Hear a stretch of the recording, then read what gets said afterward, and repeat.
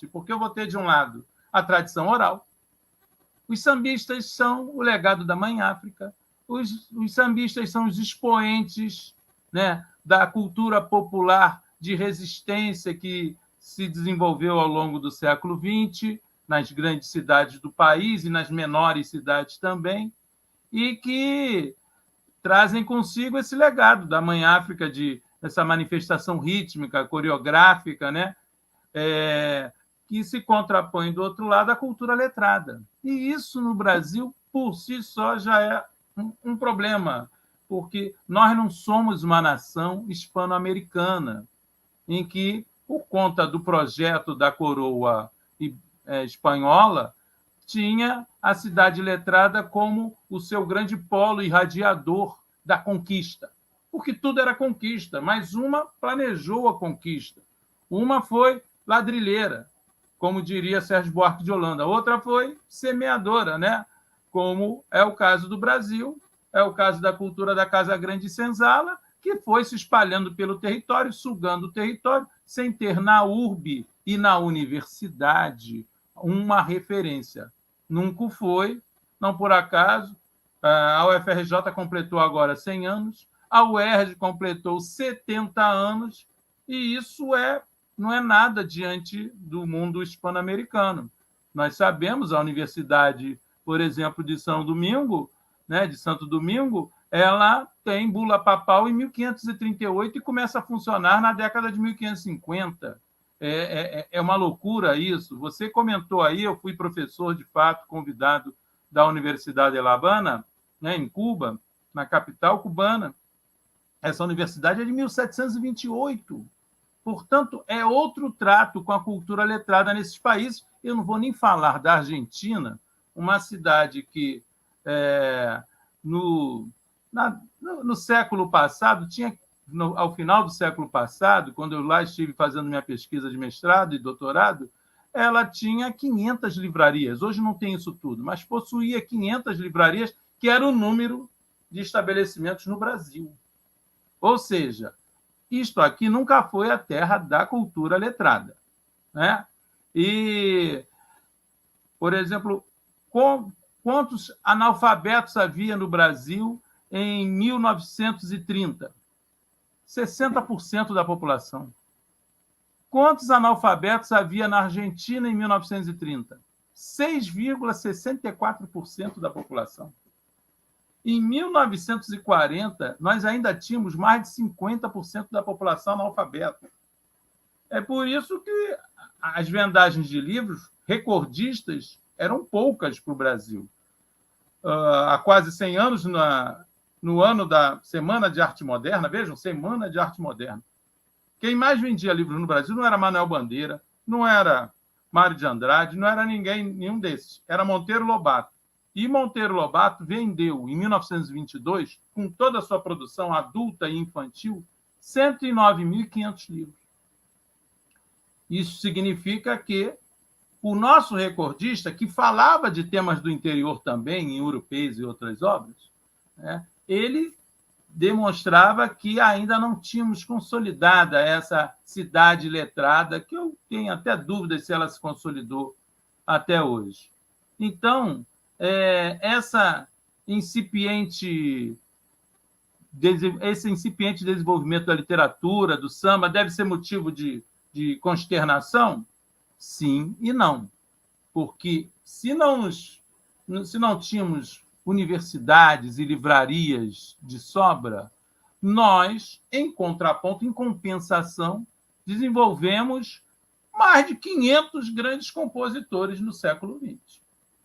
No Brasil, foi uma usina sonora no século XX, herdada de tudo que o sincretismo e o hibridismo cultural propiciaram, com lundu, com tango, com choro, com machixe e com o samba de sambar, o samba de desfilar da turma do Estácio, com Ismael Silva, Bide e companhia. Aqui prosperaram os compositores, até porque nossa língua também africanizada, com essa sonoridade ímpar, cheia de vogais orais e nasais, nos deu essa chance de fazer luz das estrelas, traço do infinito, gosto tanto dela assim. E de fazer, né? Se você jurar que me tem amor, eu posso me regenerar. É uma língua muito pródiga para a música, muito pródiga. É uma língua que tem musicalidade intrínseca. Bom, com isso a gente tem de entender como demora também a se consolidar a produção cultural e como ela é esparsa e como ela não está, digamos, regida pela universidade. Não está. Não está. Eu fiz aqui uma súmula, só para a gente ir avançando. Ó, o primeiro livro de peso que a gente deve comentar, que trata de historiografar o carnaval, é da Eneida, História do Carnaval Carioca. A Eneida passou 11 meses por conta própria pesquisando na Biblioteca Nacional. Isso não foi um projeto universitário, isso não teve patrocínio de uma cátedra, foi iniciativa dela. Se a gente for observar um registro fantástico sobre a história das escolas de samba, o primeiro deles, estou aqui com uma edição que está com capa dura renovada, porque é um livro muito antigo, mas isso aqui, que é a história das escolas de samba em desfile, é da dupla Mauri Jório, fundador da Imperatriz Leopoldinense, com Irã Araújo, grande difusor dos departamentos culturais na Imperatriz e na Portela. Essas figuras, por conta própria, valorizando o samba, trataram de fazer o registro do que já havia de bloco, de cantor, de música e tudo mais. E, se a gente for observar, as nossas biografias vão chegar por conta também de iniciativas desse gênero, porque Noel Rosa tem seu primeiro grande testemunho feito pelo Almirante. O Almirante tocava com Noel Rosa nos Tangarás.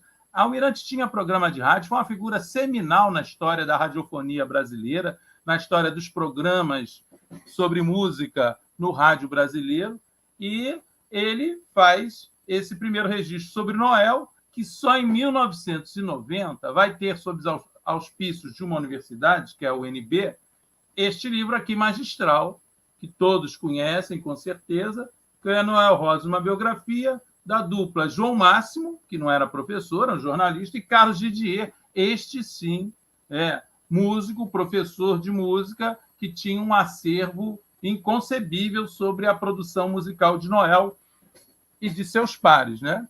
Enfim, isso nos dá a ideia de como as coisas vão surgindo dessa forma. São jornalistas, são pesquisadores, são pessoas que se autopatrocinam ou conseguem algum apoio, que vão buscar escrever as primeiras biografias.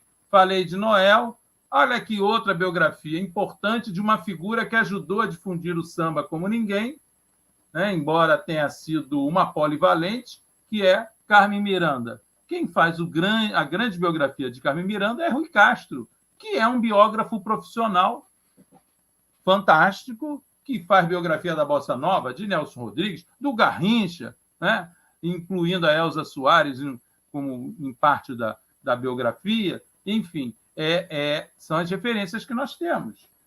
Depois, eu, por exemplo, admiro muito essa biografia do Wilson Batista, né? Que é um livro sensacional, vocês estão vendo aí, do Rodrigo Alzugui, que é por profissão engenheiro elétrico, mas ele é artista, ele se dedica a diversas atividades. Então, é isso. É claro que na ditadura, com a linha de defesa do nacional popular, que o Partidão, que outras organizações que resistiam ao regime repressivo desenvolviam, é claro que nessa época nós vamos ter algumas iniciativas que visam, né, a analisar e a difundir essa perspectiva de resistência por meio da cultura. Então, eu me lembro muito que eu fiquei muito impressionado, porque era uma empresa, mas ela, ciente disso e ciente desse potencial, me faz essa coleção, que é a História da Música Popular Brasileira, que depois tem nova edição, com capas de Elifas Andreato, uma coisa linda, um trabalho maravilhoso, que trazia também um disquinho encartado aqui atrás, né? Trazia um disquinho encartado, é uma iniciativa fantástica, que tinha 40 volumes, falando de Wilson Batista, de Noel Rosa, de Ataúfo Alves, né? E também dos mestres da MPB, Chico Buarque, Caetano Veloso, mas incluía, né, o nacional popular, incluía o samba, a MPB, as vertentes variadas, a lírica, a guerrilheira né, do Geraldo Vandré e companhia, tudo isso num grande pacote. Né? Marcos Pereira também, um pequeno empresário, lança os 2 primeiros discos de Cartola, né? E aí o samba, nesse rastro de resistência cultural, ele se converteu em objeto de ensaios, né? De diversas alas de intelectuais e jornalistas. Então, José Ramos Tinhorão se projeta, né, com música popular, um tema em debate, que ele lança em 1966, teve reedição agora, né, A Pequena História da MPB. O Roberto Moura faz Tia Ciata e a Pequena África no Rio. O Luiz Fernando Viana faz a Geografia do Carioca do Samba, mais tarde, em 2004. Né? E também projetos mais ambiciosos. Eu registro aqui que algumas editoras, como a Aprazível, fazem livros assim, ó. Isso é uma coisa do outro planeta. Uma edição dessa é R$300 no mínimo, né? Que é o Brasil, Ritmo e Ritmo, né? Em que estamos com a colaboração de grandes nomes, como o próprio João Máximo, que eu citei ainda há pouco, Cravo Albim, Tarek de Souza, né? Luiz Carlos Mansur. Esse povo, em 2006, estava lançando esse livro. Enfim, o Capital descobriu também, as editoras descobriram também o potencial que havia num Brasil mais intelectualizado e que lia mais do que está lendo hoje.